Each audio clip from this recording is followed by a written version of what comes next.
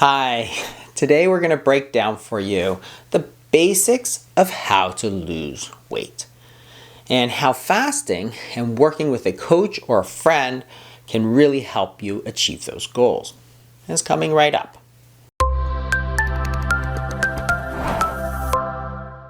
I'm just going to go over sort of an overview so that you can get an idea of how to approach this very difficult problem.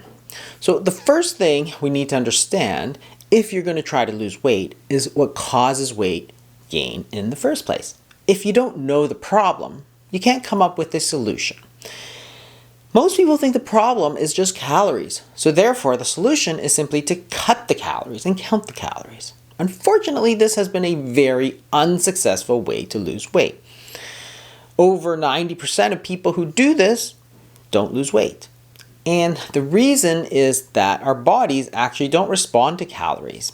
If you eat a certain food with a certain calorie amount, your body has a decision as to what to do with those calories. It can store it as body fat or it can burn it as body heat, for example. Which one it does, of course, has a huge impact on how much body fat that you gain.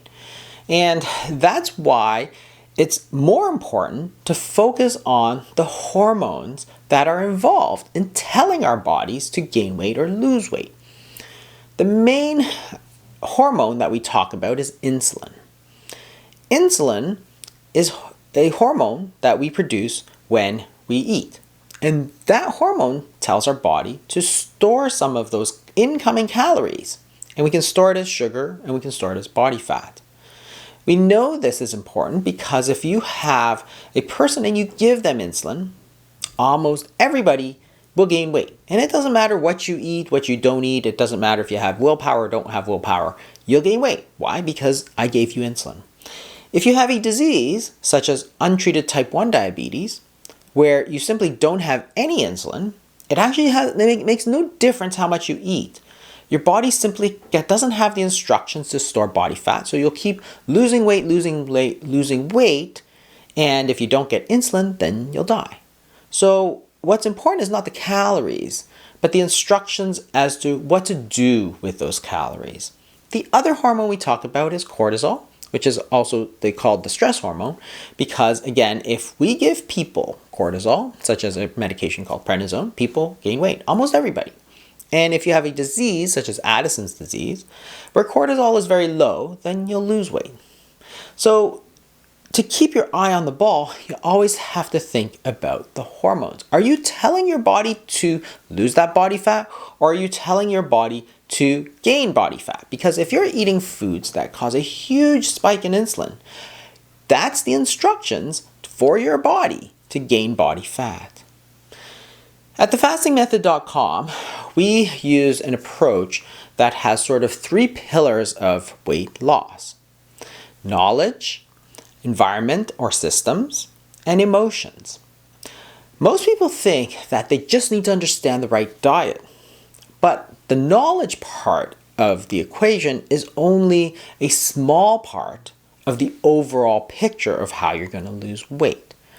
When we talk about knowledge, we want to know the right diets to eat. And there are 3 basic levers that we can push here. You can change what you eat, you can change how much you eat, and you can change how often you eat. And if you do 1 or 2 or 3 of those things, that can be very successful. If you do all 3, you'll be probably most successful. But it's not to say that any of those are not important. Remember, this is all to do with the diet. So how does fasting help with this? Well, it simplifies things for you. Because in terms of what you eat, it makes no particular recommendations. How much you eat is very simple, it's 0. And how often you eat, that's what you control. So it makes it very simple for you to lose weight. Remember, when you fast, that is the most powerful stimulus to lower insulin because no food is coming in. But in terms of knowledge, that's not the whole story because it's not just about insulin. It's also about cortisol. So there are also non-dietary factors that you have to consider that might be impairing your weight loss. For example, if you aren't getting enough sleep, well, you're going to have a problem because you're going to be under stress, which is going to cause your cortisol to go up. If you're under constant stress, for example, that is also going to cause you to gain weight. And maybe it causes you to stress eat and so on.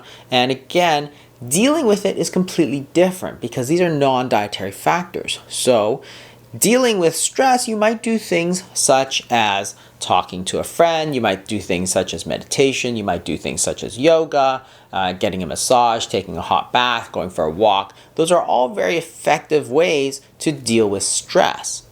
Getting enough sleep is another very effective way to take care of those factors. And you won't understand that if you didn't understand that it's all about the hormones.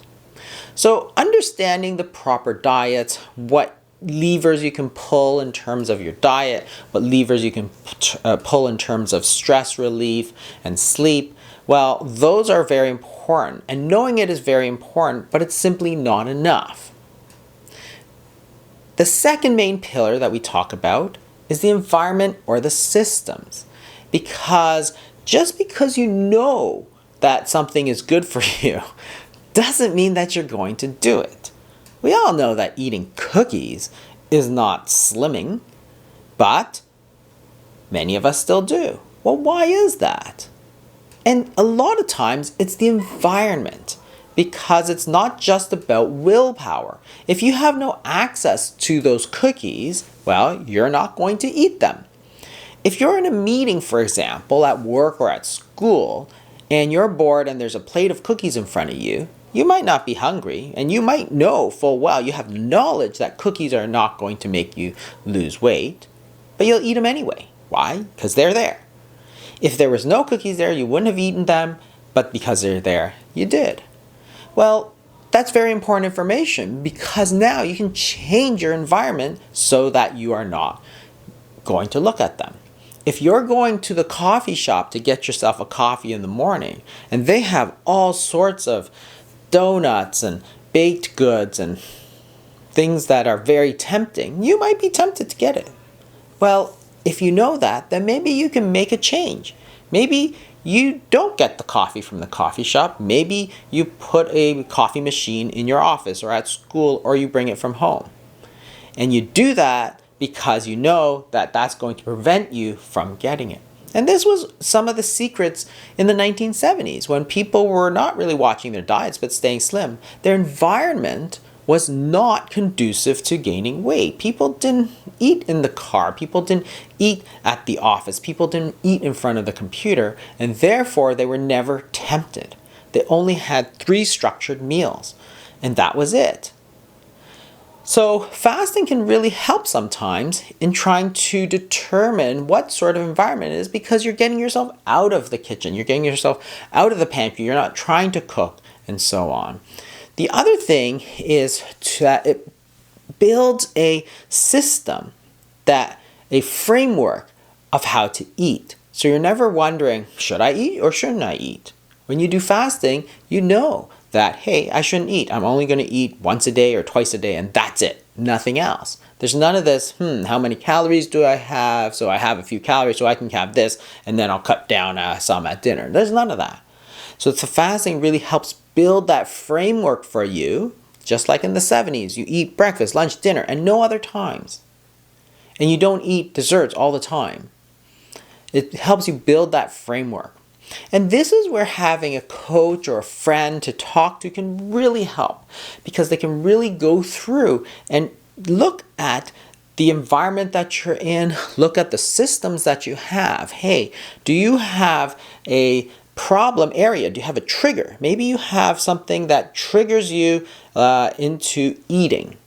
Well, once you identify it, then you can eliminate that trigger. And it's not about willpower. It's about eliminating a trigger.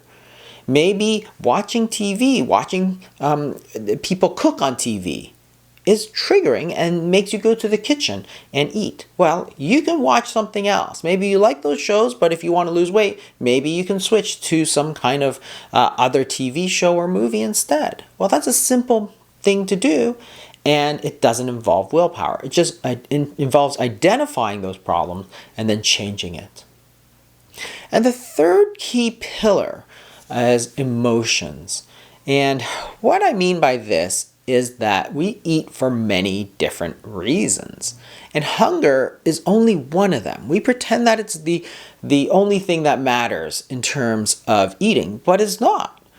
We eat for two main reasons. One is because we're hungry. In fact, that's actually the least important reason that we eat right now. The more important reason is we eat because food tastes good. So we want to eat, not because we have to, because we're hungry or we're malnourished. We do it because it's pleasurable. And sometimes this goes overboard. So dealing with those emotions like food addictions, for example, triggering foods. If you eat sweet things, maybe you get triggered and you overeat. Some people might be feeling kind of sad, for example, and they use food as a crutch because food is a reward. It stimulates dopamine. So you eat those comfort foods like cookies and ice cream, you feel a little good about yourself. So if you're feeling a little down, well, hey, you might decide to go and eat. Well, that's going to make you gain weight. But it wasn't that you lacked the knowledge to do it. It wasn't that you lacked the systems. It was because your emotions needed to be identified and dealt with. And again, that's where working with a coach or a friend can really help you through the food addiction.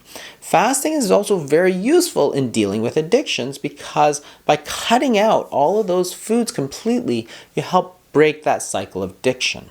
Addiction is not about giving a little bit. Like if you're trying to stop drinking alcohol, the solution is not to slowly cut down a little alcohol because at some point you're just going to go backwards. The key is to cut it out entirely and then put in the supports that are necessary.